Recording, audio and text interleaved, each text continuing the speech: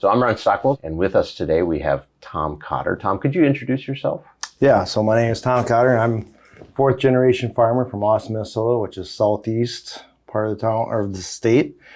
I grow corn, beans, sweet corn, peas, hemp grain for CBD or hemp fiber. Also organic sunflowers. A third of my operations organic and 2/3 is conventional. And then I run a grass-fed, grass-finished cow-calf herd. Okay, so you are 4 full-time staff by yourself? Is that sounds? Brother-in-law is with me quite a bit, so. Okay. And then 4 kids, but they're scattered out all around the state. So, well, actually, 2 of them are up working in our Superior Cannabis store that we started because I grow the organic hemp for our stores. So they're up in Duluth, Minnesota. Nice. Yeah, very cool. So family business. Yes, yeah. That is the dream, right? That is. Yeah. That is. Awesome. And Ariel, could you introduce yourself? Yeah, so I'm Ariel Kagan. I'm with the Minnesota Farmers Union. I'm the Director of Climate and Working Lands, which is a new program that we have at the Farmers Union where we're really responding to our grassroots members who identify climate resilience as a key priority for us to work on. So our program area focuses on working with farmers like Tom to make sure that we have fairness for farmers in these new and emerging markets around climate. Supporting cooperatives to engage in climate opportunities, and really working on legislation at the state level and some at the federal level about climate, environmental markets, and what this all means for farmers in our state. Okay, so there's a lot to unpack there. So I want to dig in. So I'm going to ask you some additional questions, Ariel. So you mentioned co-ops and helping co-ops to engage in climate. Can you speak a little bit more about that? Yeah, so Farmers Union has cooperation as one of our core values, and we've been really working with cooperatives since the very beginning. Cooperatives, especially in Minnesota, we're known for our cooperatives. And that model has shown to be very valuable to farmers over the years. And then I think in this new era where we're thinking about the environment and climate change and, this sort of opportunities for farmers to engage, but also a lot of new things that are coming down the pike. We need to make sure that co-ops are still at the center of that so that we're driving value back to farmers. So we have a brand new grant program that we're launching called Co-ops for Climate, which is going to support technical service for cooperatives, farmer-owned cooperatives to engage in climate opportunities. And that can look like a lot of different things. We actually just got our first round of applications in, and we're looking through those. Everything from new varieties of trees and different plant cultivars that are more adaptive to the climate scenarios in the future, and also things like soil health, grass-fed beef, and grass-finished beef, and a variety of other things that farmers are thinking about in terms of getting value but also adapting and mitigating climate impacts, which is really exciting. So we're thrilled about what we can do with cooperatives and what the future holds for those farmer-owned cooperatives to be a part of this new market that we're seeing. Yeah, it sounds like they're taking the opportunity rather than waiting and making that opportunity for their growers, either new products, maybe some value-added opportunities there. Are they engaging in the carbon space, helping growers to enroll or to quantify carbon in some way? Is that another avenue?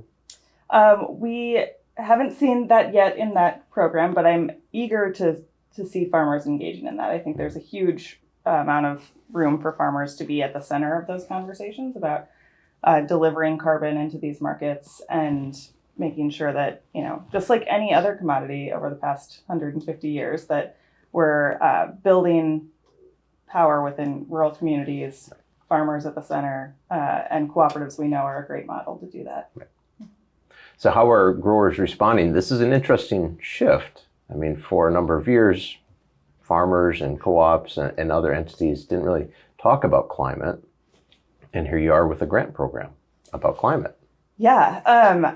Our members, as a grassroots organization, we have a really clear democratic process on how we set our priorities. So we have our county chapters that do their resolutions at their county convention, and that goes up to the state, where we go through a very long and interesting process to go through all those resolutions and define our priorities in our policy book for the year. And for the past 3 years, climate resilience has been one of the key priorities that our members have identified. And so Minnesota Farmers Union members see that the climate is changing. They're being, they're at the forefront of those changes, whether it's the historic drought that we had for the past 2 years, or now the historic amount of snowfall and snowmelt that we've had this year. I mean, it just seems like we're seeing more and more volatile and more frequent weather events. And so our members see that we have to do something about that.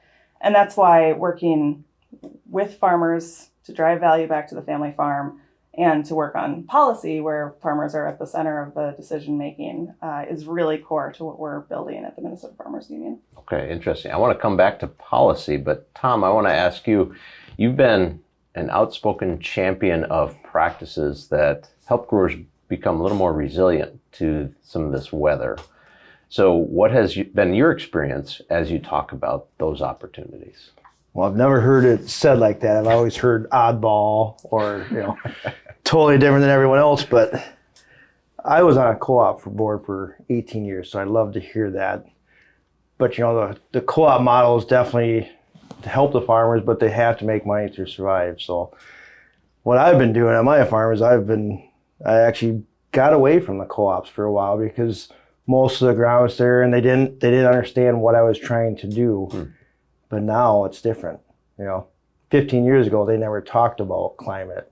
Just 10 years ago, you heard a little bit. 5 years ago, you started really ramping up. The last 3 years have been, even in my area, I've seen cover crops explode and a little more no-till, not a lot, but it's really been amazing what we've been doing because we're working with Mother Nature, and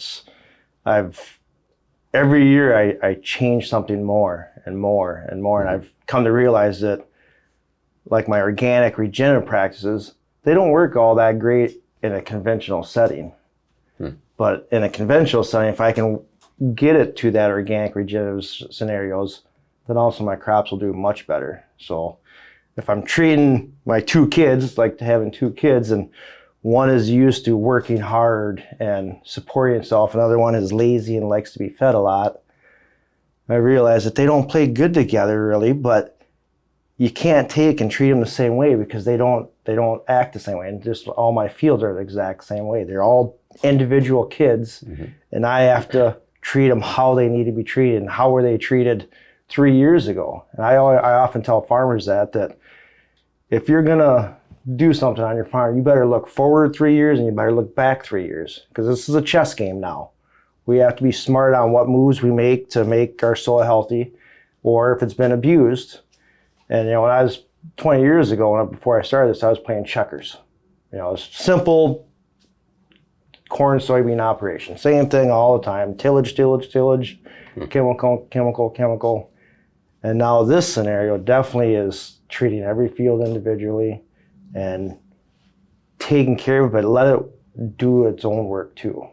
Too much, we're feeding too much stuff, and as far as synthetics, and let Mother Nature do some of the work. And it's been amazing, and I hope I hit kind of what you asked, but I get rambling. So. Yeah, and I'm really curious. I mean, so you've been going through this transition and implementing some changes that early on probably took a lot of neighbors by surprise, and they were probably scratching their heads a little bit. So how has that response changed? I mean, within this context that Ariel mentioned, that climate is a growing concern among Minnesota farmers.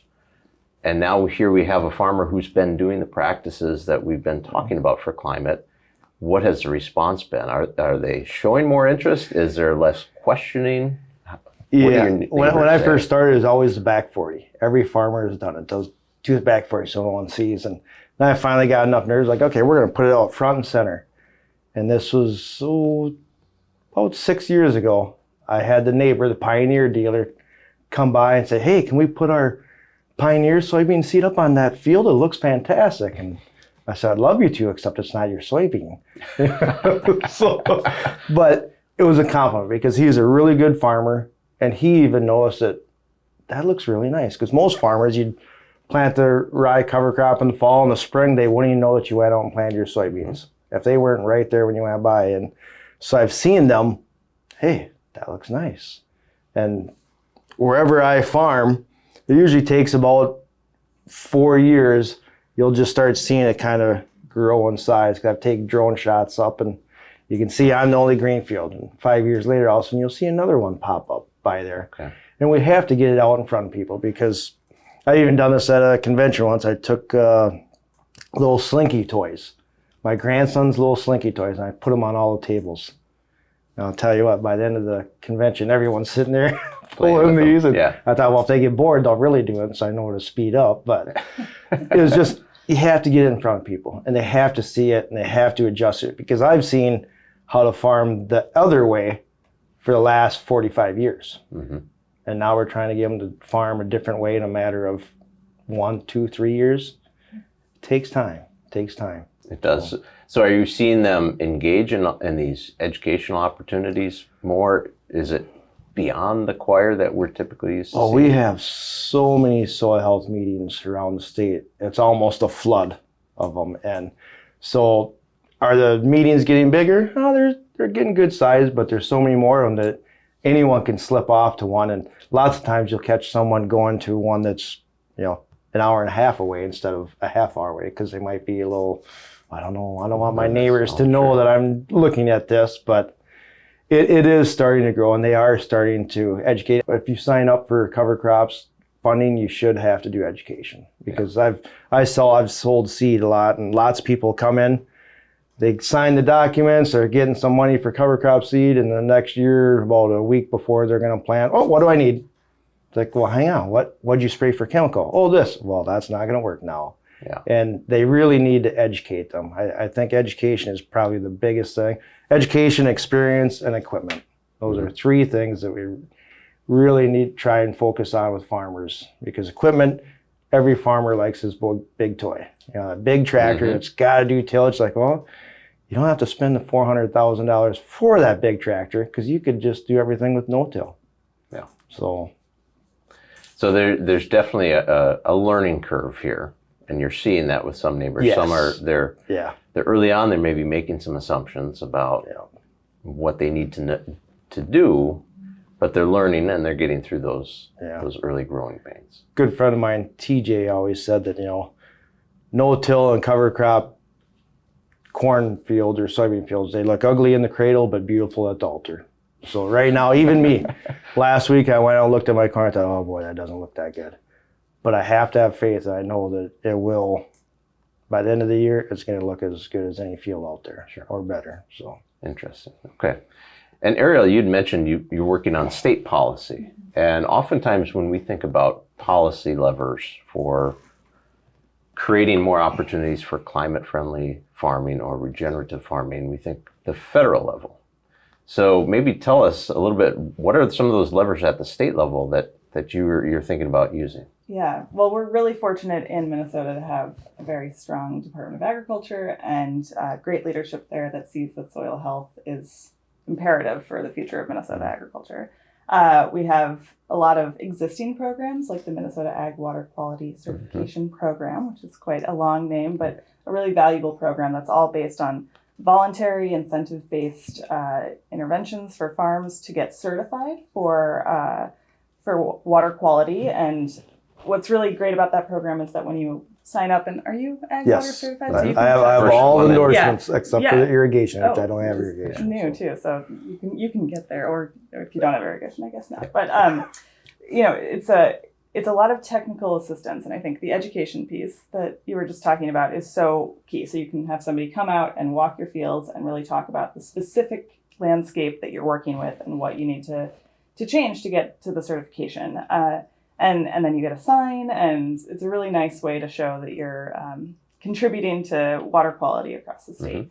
More recently, we also just had a pilot program at the Department of Ag on soil health equipment grants. And so that's a huge one where we're seeing equipment being really important to making that transition over to soil health practices, but it's very expensive.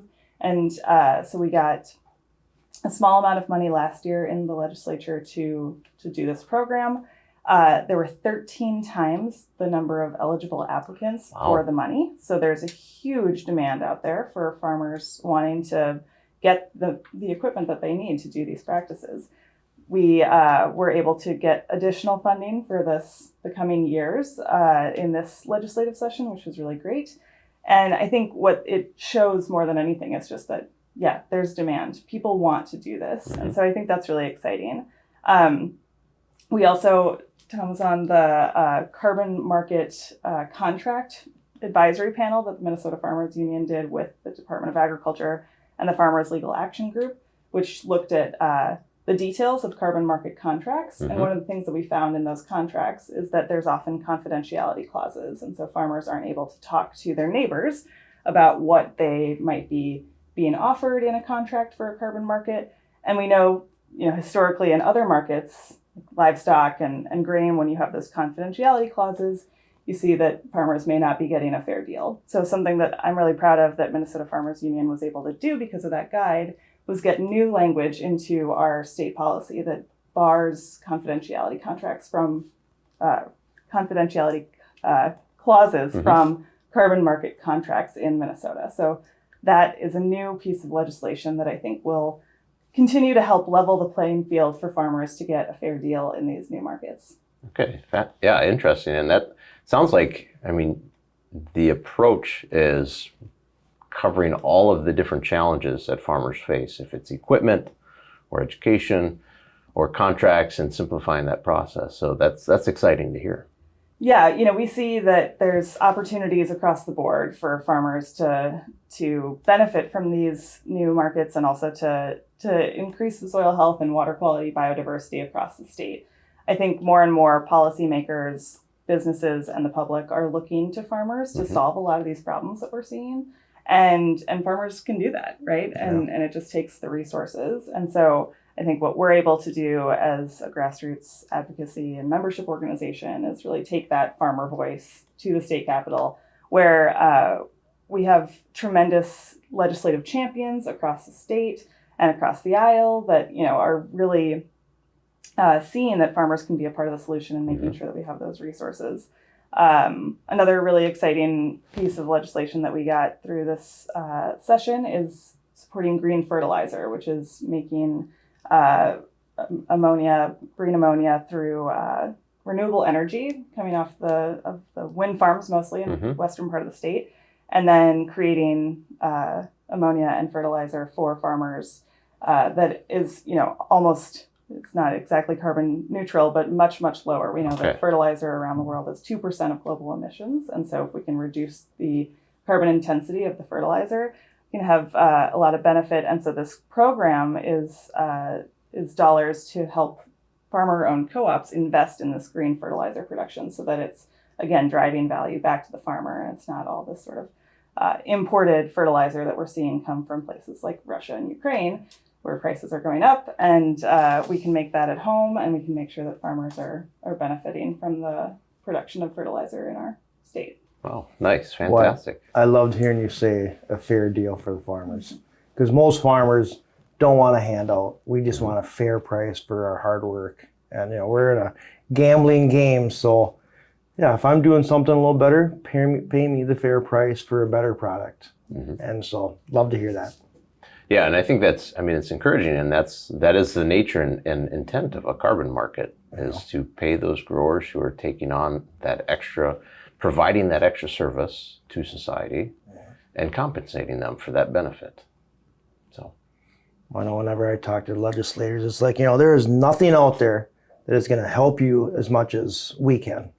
Because it doesn't matter if it's your water utilities for clean water, because I've been to quite a few water events where they're sampling water, and every time, what was it, Green America here about 5 years ago, they had samples of 200 different waters, And we went down the line, you got sample like 7 at a time, and you pick out the best ones. And every time, the water that was in a reservoir underground was by far the best water. But most water is actually taken out of rivers, which is the most expensive way to do it. And then it has to be cleaned. And, I can clean your water for pennies on the dollar compared to a water utility plant. So we capture this carbon, we clean the water, we're producing better food. It's a no-brainer for me, for legislators to help us. Yeah. So I want to ask both of you one last question, and take your time answering this, but what do you, and I'm going to start with Tom, what do you hope to see over the next few years in terms of where things go with this movement? Well, everyone talks technology. I've heard technology is going to save the climate. No, nature is going to solve the climate. So I'm working with nature, but I do like to use the technology side as far as tracking my products. And I really can't wait to the day where someone can go into a store and say, oh, this is how my food is raised. Because I raise a lot more food nowadays, sweet corn, peas, beef, instead of corn that's going to be ground up and put into ethanol or feed products, which, yes, it gets to the food chain, but it's a longer, more expensive route. So my products are more food-wise, and I want people to go in and know that, hey, this is what you're buying. And even in our hemp stores, we push why we do our CBD store, why we are doing what we're doing, and the benefits of healthy soil. And you talked about the clean water sign. We're up on Canal Park in Duluth, Minnesota, right on Lake Superior. And people walk in, they see the certified organic, they like that, but then they see the water quality farm, and they really love that. So keeping that water clean is so important to everyone, which it should be. But I'm just excited about the technology that's going to help us say, hey, this is my product, and here you go.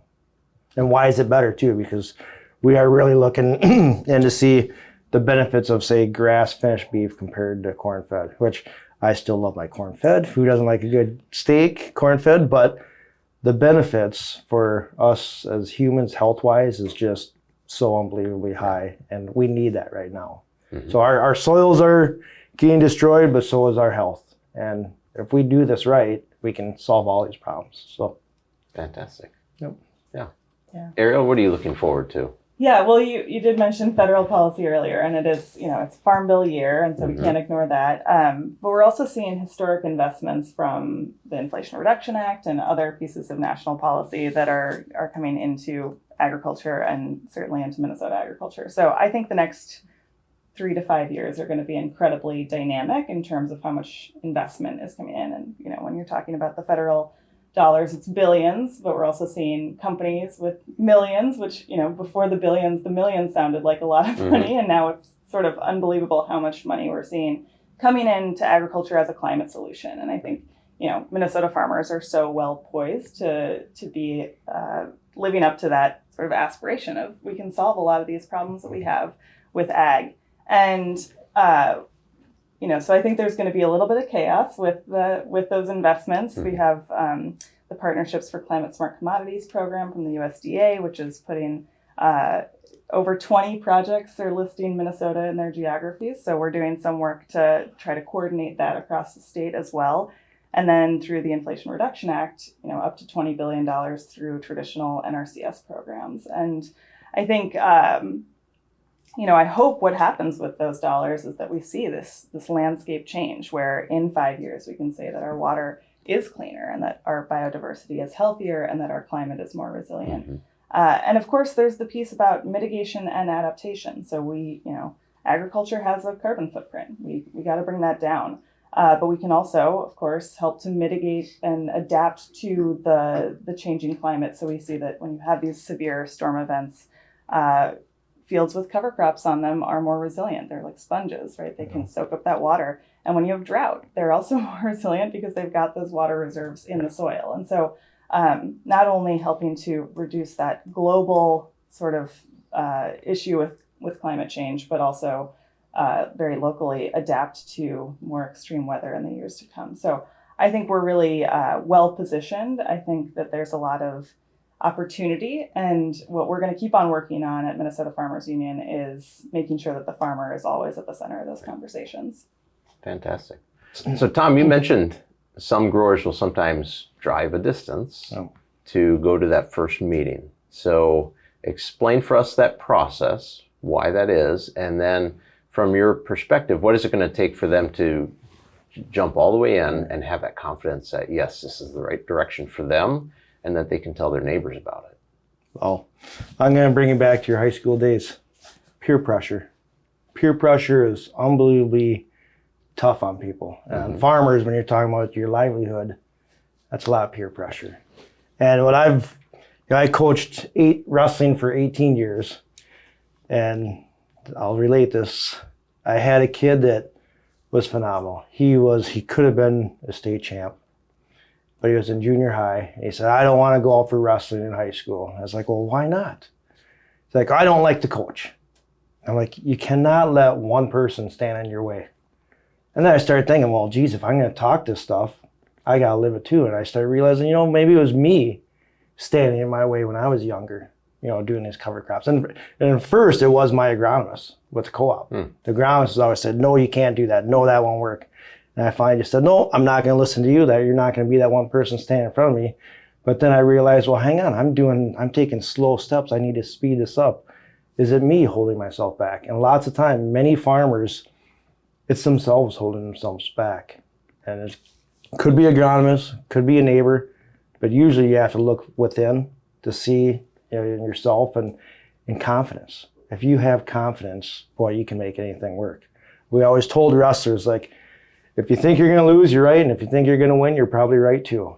And that kid, we talked him into going out. He ended up being a runner-up as a state champion, second place. So I'm glad that we didn't let one person hold them back. And I hope farmers don't let themselves hold them back. So got to believe, got to have confidence.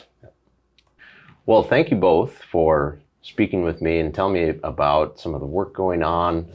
And I just want to, again, thank you both for being leaders and in the field and at the state level and helping to steer this in the right direction. So thank you both.